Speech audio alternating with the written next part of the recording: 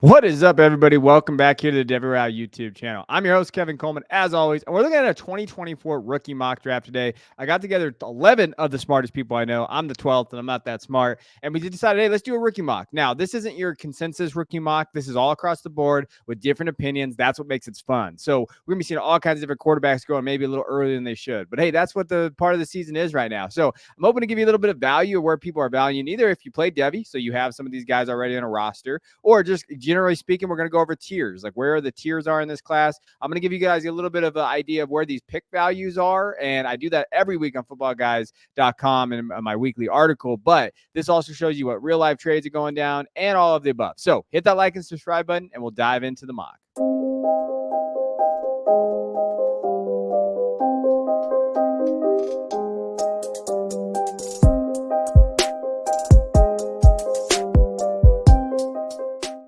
All right, let's talk about it. There's our boy Marvin Harrison Jr., but many people want there. Now, as far as this mock goes, parameters, 12-team Superflex tight end premium, right? So just pretty much generic dynasty settings there.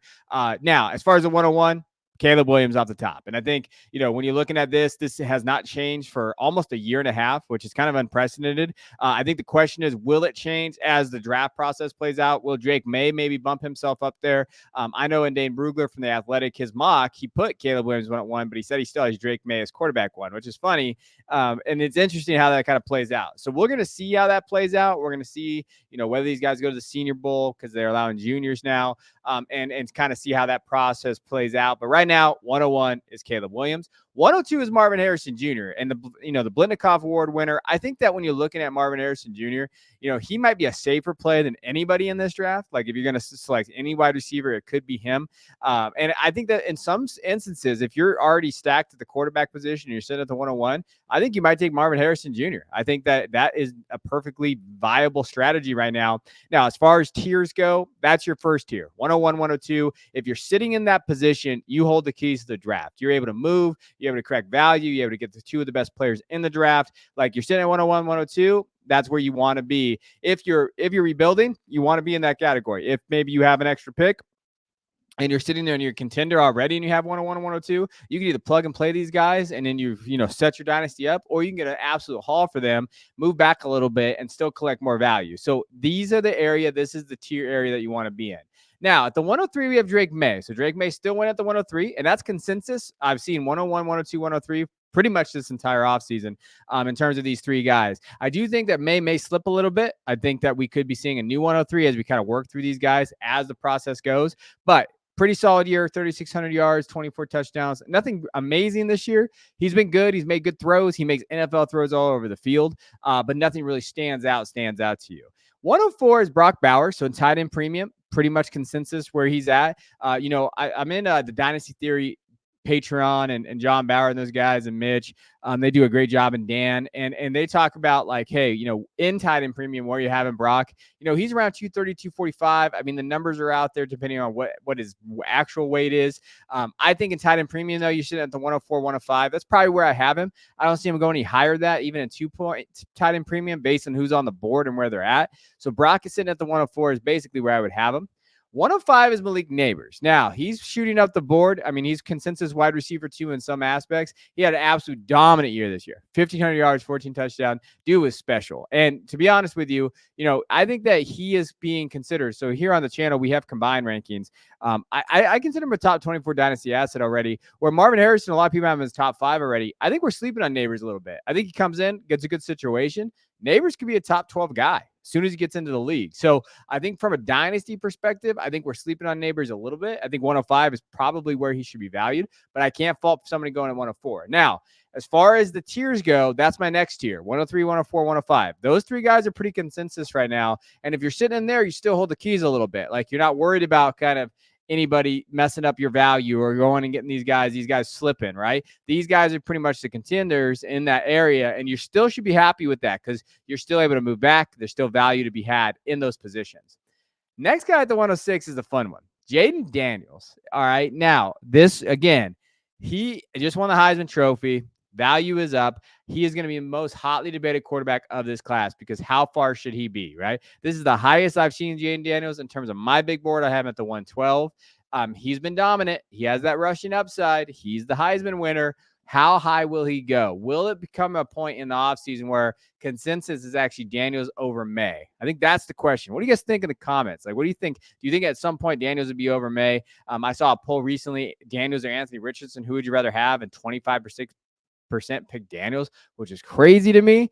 But, I digress there. I mean, that's where his value is at currently. Now, if you're sitting at the 107 to 112 mark in your leagues and you have that pick, you hope for Daniels to get this kind of capital, right? And you hope that, because if you don't need a quarterback, it's going to push back some of these wide receivers to you that you may have not been able to get, and some of this value that's there. Now, 107, Rome Odunze, probably the highest I've seen him go. People really love Rome in terms of that value.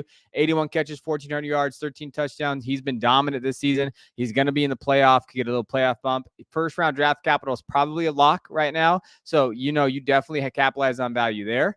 108 is Bo Nix. Now, I know I'm going to get comments like, what the heck? But hey, people like Bo Nix. I think his value's all across the board. I wouldn't draft him in the first round, but I understand that like some people believe he's a top 10 talent. He is still getting mocked in the top 10. If you go to mock draft database, there are a bunch of people, even after his loss against Washington, that really like Bo Nix. Now, this is a little bit rich for my blood, but you cannot, deny the stats. 40 touchdowns, 3 interceptions. He has had that. His process is also going to be interesting to kind of play out there. But if guys like this do push up, it's going to push that talent down, like I just said.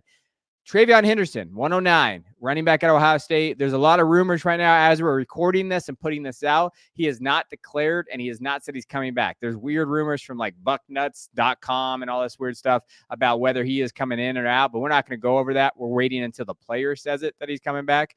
Obviously not the great year that he wanted, but I still think he is the running back one of the class. So it's going to be interesting to see. Now, if he doesn't go, what running back is going to be there for the taking? That's also another narrative that we also have to point out. 110, we got J.J. McCarthy sneaking in the first round still. And again, it's about tools, right? This is that interesting quarterback debate. A lot of quarterbacks in this kind of process, and we're going into it. Not a great year numbers-wise, but hey, if he leads Michigan to a national championship or a win over Alabama, maybe he comes out and maybe, hey, tools-based, he's going to go get it. He's better than Kenny Pickett. He's better than those guys. Like, I think from that perspective, I understand it. Like, hey, maybe we grab him there. 111, got Xavier Worthy. My guy in this class, I really like him in terms of what he can do in the field. Separator, create separation, earn targets, those type of things. Going to be interested to see what he weighs in at, 163 to 175. Where's that going to be? But could have a huge, huge playoff coming up against Washington and maybe possibly a national championship game that could elevate his status. And in the 112, Keon Coleman. He's going to be hotly debated. So Keon Coleman is one of those guys who's going to just be debated out there of what he can do and what the numbers he can put up there. Kind of fell down the stretch with Jordan Travis now as the quarterback, but definitely got the intangibles.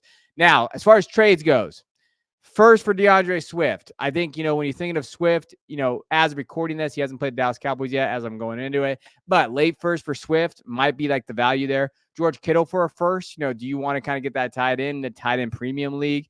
And then first for Jared Goff. All right. Now, Jared Goff is kind of up and down in terms of value. But if you need a quarterback, Justin Herbert got injured today. You're looking at Flacco starting. You're starting think of the guys. I started Jake Browning today in a must-win game. If you have a late first, you go get Jared Goff and go try to win your league. I think that's where those values are in terms of those late to mid-first area. Now, second round mock. This is where you're going to see a lot of running backs because it's basically like, I don't know who to grab. I'm just going to grab those guys. Trey Benson is in there. Could be the running back one if Travion decides to come back. Emeka Egbuka has not declared yet, so it's kind of unknown there. Troy Franklin sitting at 203. That'd be a value, in my opinion. Jatavian Sanders. Braylon Allen. A lot of guys like Braylon Allen. I think he's got a lot to prove. He's definitely going to have to step up there. Blake Corum sitting at the 206. 207, 80 Mitchell. Probably too low, I think, with his value when he has. Then we have two more quarterbacks, Penix and Ewers. To me, if Ewers comes out, has a big playoff, he's going to be a first round. I think he'll be plays like Bo Nix in terms of that value that we saw, or J.J. McCarthy. Jalen McMillan, I think, is slept on by everybody. I think the Washington wide receiver is very, very solid. And I think the thing about Jalen I like, he can play in the slot, he plays on the outside. I think both of those things are different than what other receivers can do in this draft and this draft class. Jalen Polk, again, Washington wide receiver. And then Devin Neal, slept on. I think his value is going to shoot up.